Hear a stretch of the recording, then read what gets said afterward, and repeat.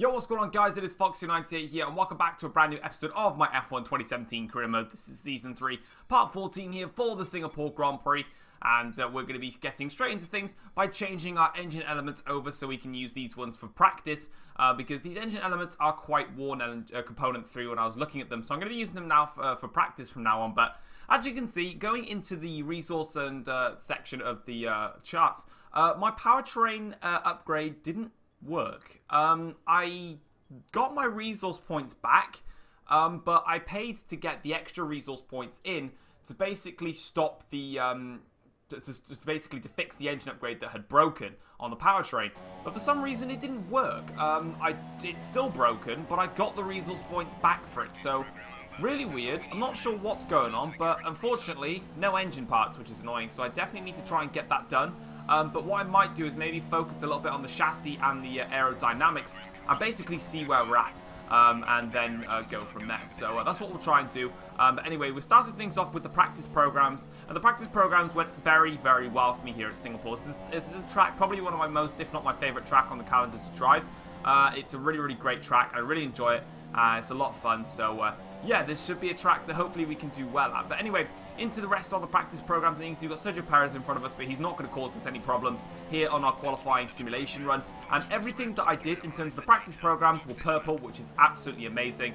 And as you can see there, we managed to set the fast lap as well in that practice session, which is great. And now we're on 896 resource points, and I'm going to be pushing for a chassis weight reduction upgrade to come for the next race, because as much as we've been focusing on the powertrain, and the powertrain is still the biggest problem with this Red Bull car, we need to start focusing a lot on other elements of the car, because we're falling behind in the aerodynamics and also in the chassis. And if we start falling behind, then we're just going to struggle come the pinnacle end of the championship, where we really need to start pushing. But we're putting in our newer engine elements now, which hopefully should go till about maybe Japan, maybe even USA, something like that. And then for like the last three races of like Mexico, Brazil, and Abu Dhabi, we should be fine. But into qualifying then, in for our first run here, it's not going to be a quick lap at all, just a banker lap of 138.6. We can definitely do better than that. And on our second run, we are going to go a lot quicker than this in the second run, which is right here now. We're over 7 tenths up. I'm really pushing, just scraping the wall there. Pascal Wehrlein jumps into the pits. We're going to come around the start-finish line.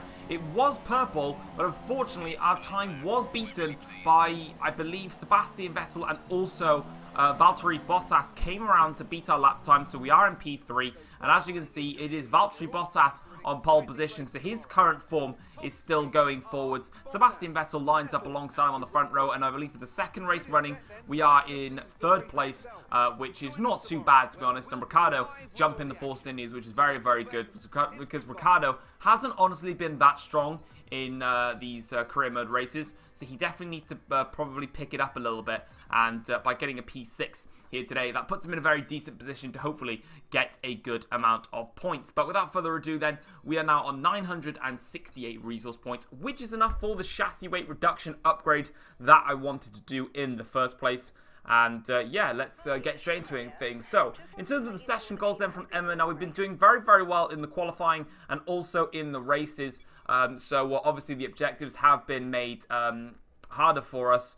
Yeah, we're going to have to try and do a little bit better. But there you can see we are going to be doing lightweight energy store cells chassis weight reduction upgrade, and that is going to push us ever closer to Ferrari. I don't believe we'll be able to catch Mercedes by the end of the season. But you can see Bottas and Vettel on the front row, and then it's an all-British second row with myself and Lewis Hamilton, and then we've got Ricciardo and Perez.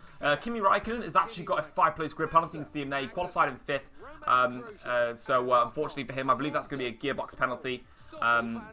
So unfortunate there for him. And also we've got some more penalties actually for Jolyon Palmer, who's got one, and I think that's it for penalties. Yeah, so just Palmer, unfortunately, they're having a penalty.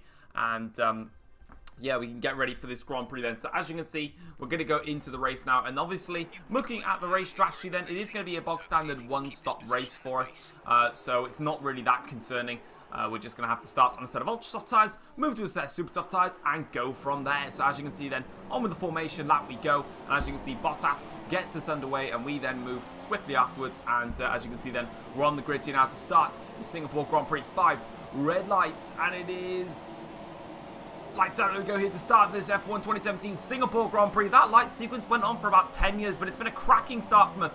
Really good getaway there against Sebastian Vettel. And now we start to focus on Valtteri Bottas here. And as you can see, there is Valtteri in front of us. Unfortunately, though, look at the Mercedes engine just really catapulting Valtteri away in the early stages of the race, closing up into turn 4. But unfortunately, it's not been a good exit from us. And this is the stage where I was really looking to try and make a move on Bottas. But the straight line speed of that Mercedes is absolutely insane. And I'm going to have to back off from Valtteri. And, well, not back off. I was actually in rich mixture. I was hoping to maybe go for an overtake. But unfortunately, that Mercedes is just too fast. And on the exit of the final corner, Bottas sets a 140.5, I think it was, and we set a 141.2, so we're 0.7 of a second down on our lap time compared to Valtteri Bottas, which is very concerning. Vettel just behind us, so he's very close behind. And on the end of lap 3, about to start lap 4, going very well on the exit, pushing very hard here. Sebastian has actually got a cheeky run on us. Now, I didn't notice this until I saw the proximity arrow, but I didn't really react to it as much. I basically just took the bog standard racing line because Vettel was just not alongside of us enough for me to warrant him as much space. And because my car is still in front, and that in that stage, I have every right to shut the door on him. Of course, granted, I can't, you know, hit him off the track or something like that, but at the end of the day, in that scenario, I just forced him to back out of it. But on to lap 5 of the Grand Prix now, and this is it's starting to be turned into a management Grand Prix. The gap is 2.5 seconds up front. Vettel I'm covering off behind, and I'm actually going to trigger the undercut to pit at the end of this lap to get on the set of super soft tyres. Having a look at the advantage that we've got behind, I can see there's a massive gaggle of cars, but I believe that there's a huge gaggle of cars, and then there's a gap, and then there's like 3 or 4 back markers. And that gap there, crucially, is the gap that I think that I can get myself out into, give myself a clean lap, and then hopefully get the undercut on Valtteri Bottas, because he'll be pitting on the end of the next lap. That's what I'm going to be doing. And also, there was a very swift pit stop there from the Red Bull crew, which means that also that when it comes to the pit stops, I'm not going to be held up by anybody. There's no one going to be coming in and sort of holding me up along my way. I'm going to have a clean pit stop. And also, you can see this is the gaggle, this is the gap here that I wanted to get myself out into. Pascal Wehrlein is indeed behind this here. There's that I managed to get in front of him. And Lewis Hamilton, weirdly enough, is behind him. So my title rival, Lewis Hamilton, he's been very quiet in this Grand Prix. He's last at the moment, well, 18th at the moment. So something's gone wrong for Hamilton in this Grand Prix. And unfortunately for him, he's now stuck behind Pascal Wehrlein. And that's actually really poor from him, actually, for the championship. That's massive for us. Now, I'm not sure if Hamilton's pitted already and is going to go to the end of the race. Maybe he had to pit at the end of the first lap. I'm honestly not sure. I didn't check what happened to Lewis Hamilton because I wasn't really focusing on him. I was focusing more on my fight with Vettel and Bottas in this Grand Prix because they're my 2 competitors that I'm looking out for in this race. But as you can see, we're going to be going through this entire lap as this is the crucial lap now where we need to get everything right to avoid losing out against Bottas, because if we cannot make the undercut stick, I haven't got that much confidence to beat Valtteri Bottas straight because he was much quicker than me in the first stint. I did manage to hold it at about 3.2 seconds, but Bottas would eventually get away from me.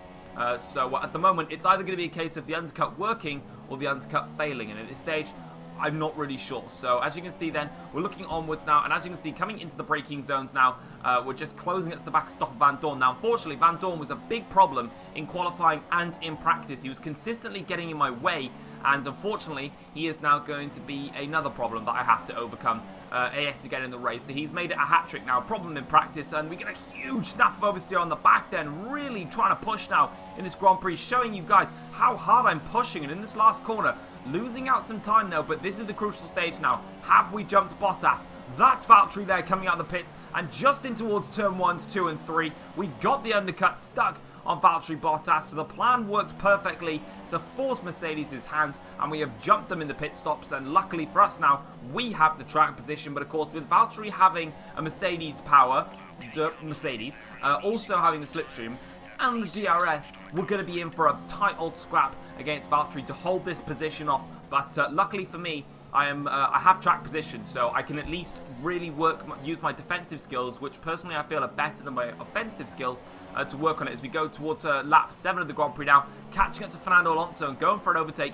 underneath the tunnel there. Very, very crucial that. Now I'm trying to get myself a little bit of space between myself and Valtteri because Bottas is very fast in this stage of the race. And as you can see on to lap 8 of the Grand Prix, catching up to Stroll here, going to go for a late lunge here down the inside into the hairpin. But luckily, of course, I'm in a Red Bull, so I get attached there to Stroll for a second then. Unfortunately, our cars basically just touched, and now we have to hold off for a little bit longer, but luckily it's okay. We managed to outdrag Lancer. I believe our car has actually got more power than the Williams, because Williams haven't really done that much development in general, really, come to think of it, not just, you know, engine and anything else, just in general, really. But in terms of my rival, Valtteri Bottas, yeah, remember the one that was a big rival?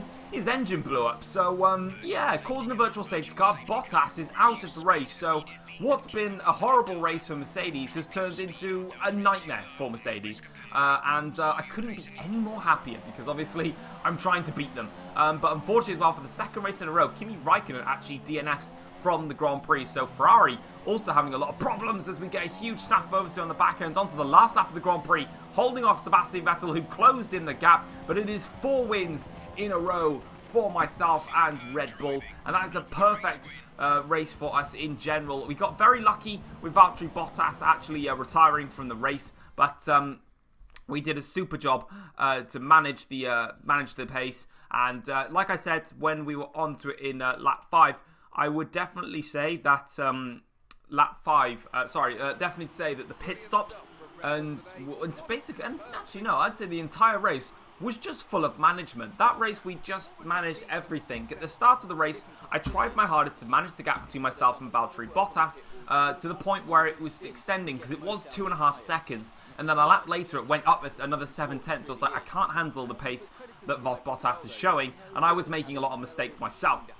So I checked the gap between myself and Vettel. I had it covered, apart from the one time when he tried to come in for an attack. And also, congratulations to Sergio Perez on getting a fantastic podium for Force India as well. But I was managing the gap between myself and Vettel. He only had that one cheeky little look at me. And then, of course, it came to the pit stops, did the undercut, got myself into some clean air, put in a full lap in rich mixture, jumped Bottas, got the little gap that I had. And then we probably would have had a scrap at the end of the race, but unfortunately his engine blew. And that's life, really. But as you can see then, great results actually for a lot of drivers. Hulkenberg 4th, Kvyat in 5th, Magnussen in 7th, so Hamilton only finishing 9th, Ricciardo down in 10th, so Hamilton, my title rival, picking up just 2 points today. Both the Finnish drivers failed to finish, lol. But yeah, Hamilton only picking up 2 points, which is massive for the championship. So if we go into the standings now, the gap between myself and Lewis Hamilton is 57 points, which is very, very close to the 59-point advantage we had just after the Canadian Grand Prix, which is when we have 59 points, because then from Azerbaijan onwards, the gap came right down to just 10 points. And once again, we've got that momentum back. From the start of the season, from Australia to Canada, we were on fire. And then we lost it from Azerbaijan till the Hungarian Grand Prix. Now we've brought that form back with us, and the championship is going all well for us today, and I'm really, really happy for that. But guys, that is going to wrap it up for my F1 2017 career mode around Singapore. If you guys have enjoyed it, feel free to drop it a like, and if you are new around here as well, feel free to click the subscribe button if you enjoyed the content that you do see. And until next time, I will see you guys soon. Take care all. Peace.